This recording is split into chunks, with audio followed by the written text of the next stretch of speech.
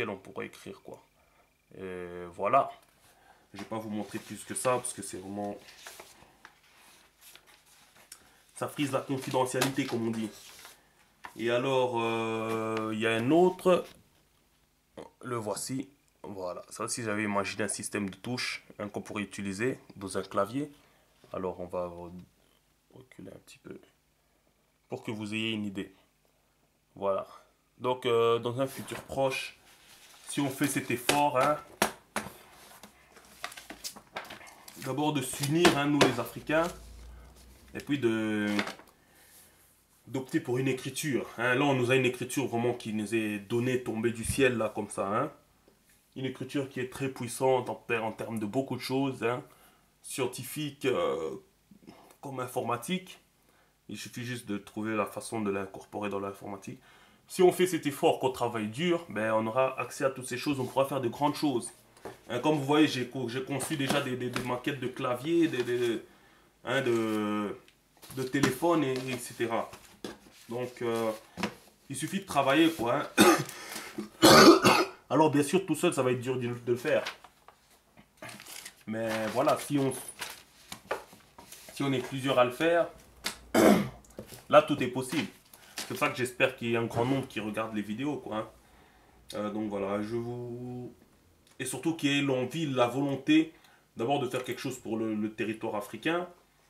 Bien sûr, en regardant bien, faire quelque chose, c'est pas ramener des Chinois qui viennent construire chez nous. Hein, faire quelque chose, c'est que nous, on se mette à construire. Hein, nous, on commence à faire les grandes choses. Et voilà, et ensuite, des gens qui ont cette volonté, et ensuite, voilà, qu'on commence à travailler ensemble, hein, et qu'on fasse quelque chose de grand. Vous comprenez? Bon, je vais couper cette vidéo-là. Bon, les autres parties, ce seront vraiment les autres symboles que je vous montrer. Donc, je vais vous les épeler. Là, je pense que ça doit déjà vous tilter. Hein. Normalement, avec ce que je vous ai montré là, vous êtes même capable de reconstituer les autres juste en retenant les noms. En retenant les noms. Donc, ici, devant vous, vous avez le Baguedofi. Ensuite, il y a le Capemoli. Ensuite, c'est le Natevossi. Et ensuite, c'est le Wayerosi. D'ailleurs, on va jouer un jeu. Je ne sais pas quand je vais mettre les autres vidéos. Moi, ce que je vous propose, je vous ai donné les noms. Donc, le Baguedofi, le Capemoli, le Natevossi et le Wayerosi. Alors, je vais essayer de vous allez partir de celui-ci. Hein. Donc, ici, vous voyez que le terme initial, ensuite, ça descend là. Le deuxième état initial, deuxième état, troisième état, quatrième état. Vous savez vous-même maintenant avec les permutations comment on fait. Maintenant, après le Baguedofi, vient le Capemoli. Ensuite, c'est le Natevossi et ensuite, c'est le Wayerosi. Maintenant, j'aimerais qu'en fonction de cet ordre que je vous ai donné, en fonction des choses que je vous ai expliquées, en fonction des permutations, des rotations du Yikamu, hein, maintenant, je lui donne son vrai nom, hein, le Yikamu. En fonction des permutations du Yikamu, là, vous savez qu'on est à 0 degré. Ensuite, il y a 45 degrés, puis 90 degrés, puis 130 degrés. J'aimerais que vous essayiez de me reconstituer les choses. Hein. Ben, faites-le pour vous, en quelque sorte. De toute façon, vous ne pourrez pas me le montrer. Mais faites-le pour vous. Et ensuite, quand vous allez voir les autres vidéos arriver, essayez de regarder si vous êtes tombé sur les bonnes choses. Si vous avez réussi à reconstituer un schéma comme ça pour les autres symboles, en fonction des noms que je vous ai donnés. Vous avez compris? Normalement, c'est quelque chose de très rapide. Et si vous arrivez à faire ça tout seul, franchement, si vous tombez sur des bonnes représentations, je serai en train de vous montrer ces vidéos-là que vous aurez déjà compris. Vous comprenez? Alors maintenant, lorsqu'on aura fini avec les symboles, je vais vous montrer les ponctuations, comment écrire les phrases, hein, les phrases, comment les écrire. Et ensuite, ouais, les consonnes complexes aussi, hein, bien sûr, avant de commencer à écrire les phrases. Et ensuite, et les ponctuations, quoi. Hein. Ensuite, ce sera bon. Les prochaines vidéos, les vidéos qui suivront, les 5, je sais pas, énième vidéos qui suivront, il y aura 5 ou 6 vidéos en plus. Ce sera consacré, vraiment consacré, excusez-moi, à la limite de la transcription des textes en lingala, en langue africaine, de le mandombe, où je vous montrerai comment le faire et tout ça. Et voilà, quoi. Hein. Et ensuite, ce sera tout. Ce sera la fin de l'introduction Mandombe. Alors, si maintenant vous voulez vraiment apprendre autre chose sur le Mandombe, hein, apprendre plus, et à la Sénat, il me semble qu'ils font des cours. Hein. Donc, en tapant sur Facebook, vous devriez trouver facilement. leur page et ils organisent des cours en ligne. Bon, c'est quand même 99 $ le cours. Non, 99 $ pour 6 cours, il me semble. Je trouve que c'est quand même pas mal, hein. Je trouve que c'est quand même et pour pas grand chose en vérité, hein. Parce que le mandombe est une écriture qui n'est pas très compliquée. Donc c'est quand même pas mal l'argent qu'ils demandent, hein. Mais voilà, avec ça, ce que vous aurais montré au total, au final, parce que franchement les autres vidéos, ce sera, à part les formes complexes, hein, les autres, après ce que je vous aurais montré, vous serez capable même limite de retracer toutes les autres caractéristiques du mandombe, hein, et d'écrire le mandombe. Alors, bon, je n'ai pas des compétences informatiques pour l'instant poussées, hein. Sinon, j'aurais essayé de déjà créer moi-même un standard Unicode de le mandombe et puis créer une application, une espèce de messenger qui permettrait de discuter avec le mandombe, de l'utiliser, hein, dans l'informatique. Malheureusement, je n'ai pas les compétences informatiques nécessaires, mais il est toujours possible de faire quelque chose. Alors, qu'est-ce que j'allais dire? Si vraiment vous êtes des gens intéressés, si vous êtes des gens de bonne foi, hein, si vous avez des idées, si vous avez les possibilités de faire des choses comme ça, vous pouvez toujours essayer de contacter la chaîne ici, Éducation Alternative, en laissant un enfin, plus un message privé, hein, dans la barre des discussions, pour voir si vous avez des idées qui pourraient intéresser la boîte ici, hein. Donc voilà. Peut-être je peux vous dire un petit mot sur l'éducation alternative, hein, parce que là franchement je sais pas quand je vais refaire les autres vidéos, mais normalement c'est devenu très très simple, hein. On est vraiment presque sur la fin. On est à 77% de l'apprentissage en quelque sorte. Euh, Éducation alternative aussi, bon, à partir de maintenant je vais comme ça aussi vous parler beaucoup de la chaîne. On est une chaîne particulière, hein. Nous en fait on a le but, on a l'envie de pouvoir transmettre les connaissances. Vous savez très bien que c'est difficile d'atteindre les connaissances. Moi, par exemple, le mandombe, j'ai pas trouvé de lieu pour l'apprendre, hein. J'ai dû l'apprendre tout seul et j'y suis arrivé. Mais moi, maintenant, je veux pas que les gens ils galèrent comme ça pour apprendre. Ça pourrait démotiver certains. Donc, c'est pour ça que j'ai fait ces vidéos, pour que vous appreniez déjà les bases. Et ensuite, si vous voulez vraiment pousser votre apprentissage pour tout savoir sur le dessus, ben, vous allez vous adresser à la Sénat, vous allez chercher là où vous pouvez l'apprendre, quoi, hein. Et donc, éducation alternative, on est une chaîne, on aimerait beaucoup. Moi, j'ai le projet, en tout cas, avec les autres, là, hein. Bon, on est deux, on est quatre, on est cinq, peut-être on est 10, on ne sait pas. Enfin, bref, on a le projet voilà, de transmettre les connaissances, donc que ce soit dans les mathématiques, les langues universelles, hein. Vous vous rappelez quand on faisait l'arithmétique, je vous ai parlé des langues universelles, hein. J'adore prononcer, j'adore moi ce concept de langue universelle. Donc partout où vous soyez dans l'univers, hein, on est dans un univers 3D et même dans un univers à N dimensions, hein, dans des multivers, pourquoi pas, parce que ça s'applique partout. Ben, ces langues-là, elles sont valables partout, hein. Bon, il y a peut-être quelque chose qui varie. Bon, pour faire un peu les fous. Dans un autre univers, je pense pas que la chimie dans un autre univers soit pareille que la chimie dans cet univers. Et même hein, dans une autre galaxie, peut-être que la chimie varie, hein, parce que la gravité n'est pas forcément la même partout. Peut-être qu'il y a des éléments qui se forment d'une autre façon. Donc, enfin, plutôt quand je dis la gravité, le taux de... La façon dont la gravité agit sur les corps, quoi. Peut-être qu'elle ne fonctionne pas de la même chose, de la même façon, et donc peut-être il existe des autres éléments qu'on trouve dans des autres galaxies qu'on ne trouve pas ici. C'est possible, hein. Donc, voilà. Mais en tout cas, l'arithmétique, les maths, ce sont des langages, ce sont des langues universelles, quoi. L'arithmétique, le fait de compter, vous trouvez ça partout où vous voulez. Vous allez dans un autre univers, vous pouvez encore compter le nombre de galaxies, vous pouvez compter le nombre de planètes, le nombre d'objets que vous avez devant vous. Donc l'addition et la multiplication aussi, la soustraction, la division, c'est des choses que vous trouvez. Alors, bon, nous maintenant ici, dans notre planète, enfin, sur Terre, hein, vous savez très bien que la physique, elle est valable partout. La gravité, elle est la même partout sur Terre, même si elle varie légèrement, mais elle est la même. Donc les notions de physique, elles sont valables partout. Donc la physique fait partie d'une langue universelle. La notion de chimie, elle est valable partout. La gravité, bon, elle fonctionne de la même façon partout, hein. On considère ça chez nous. Donc la notion de la physique, de la chimie, elle est pareille. La géométrie, c'est pareil. L'informatique, bon, l'informatique, c'est quelque chose qu'il y ait une convention. Donc on pourrait inventer notre informatique à nous.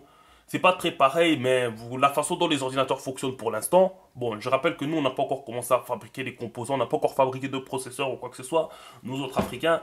Donc, pour l'instant, on peut considérer que c'est pareil. En tout cas, tout ce qui est langage C, tout ce qui est code machine et tout ça. Donc, ça, on peut les considérer comme les langues universelles, hein, les langues dans notre terre à nous, selon notre terre à nous. Si on se référencie à l'échelle terrestre.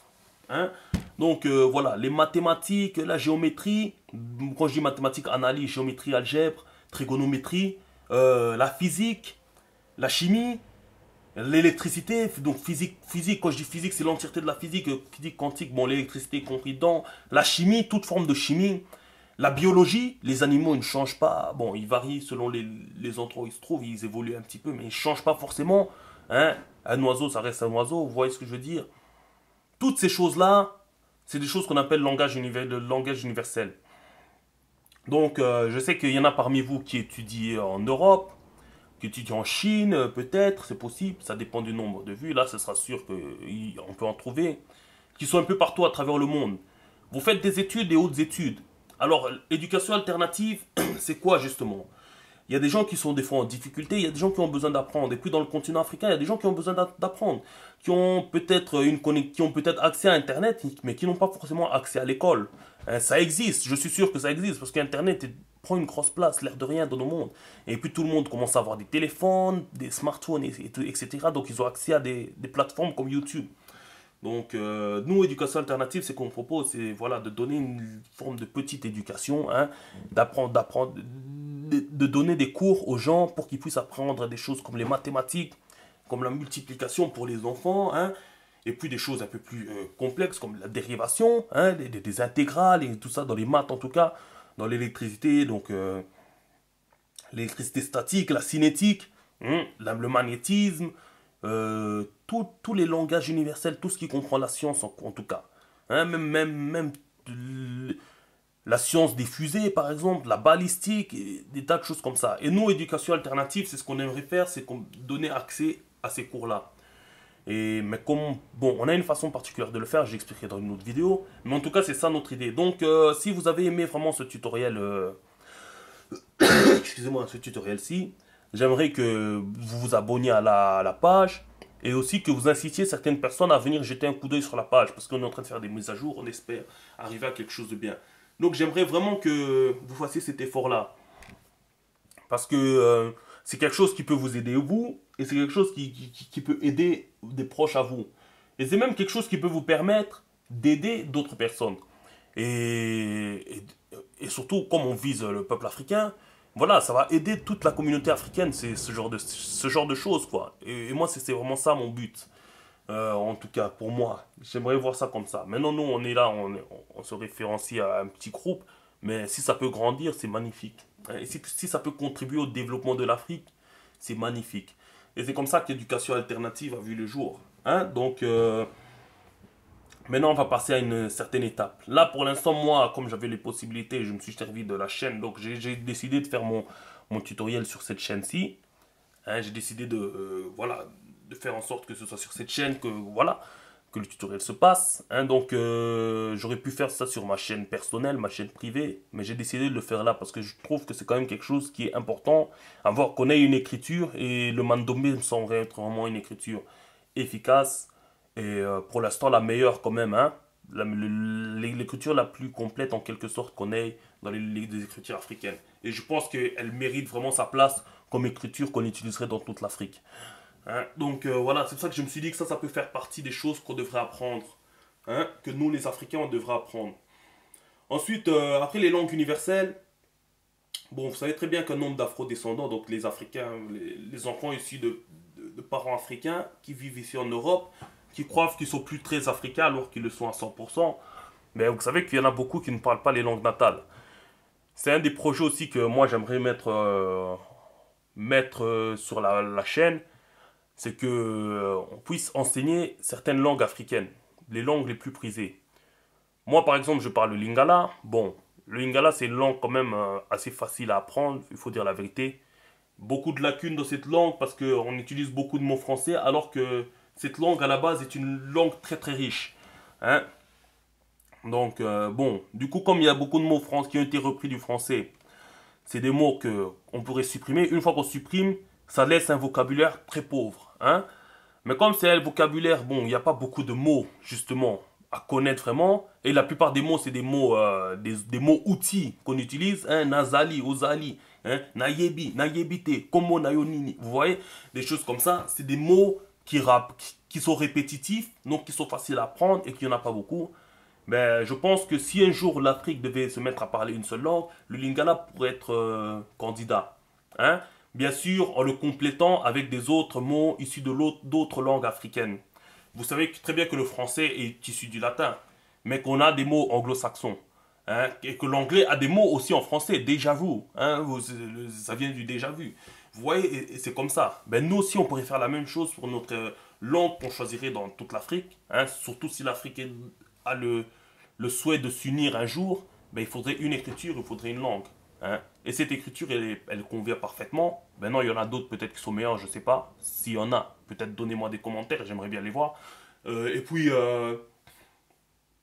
il y a aussi, voilà, il y a aussi la langue qu'il faudra. Il faudra choisir une langue, hein. Et il faut choisir une langue que tout le monde pourra apprendre le plus rapidement possible et qu'on pourrait compléter au fur et à mesure, hein, en distribuant des dictionnaires d'année en année avec des nouveaux mots, des nouvelles choses. Et il faudrait que des gens travaillent dessus.